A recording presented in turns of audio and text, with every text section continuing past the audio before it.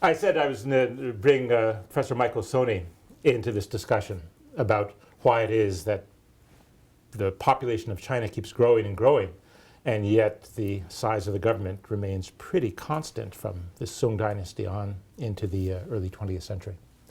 We're going to give you two explanations, and both of them are going to be a little bit one-sided perhaps. And after each one of us sort of gives that explanation, we'll give you a chance to evaluate it and criticize it, and then we'll come back and see if we can put these both together.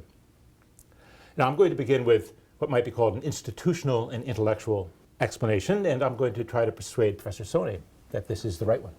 We start to think of China from the Sung on as a kind of civilization state, a state which prides itself on education, where education is the means to power, where wealth has to be translated or has to go through the process of education in order to gain power. It's a view of the exams as making social mobility possible. Mm-hmm. And I think one of the promises of the exams must have been that people believed that through the examination they could rise, which is a great impetus because the rewards seem to be so big.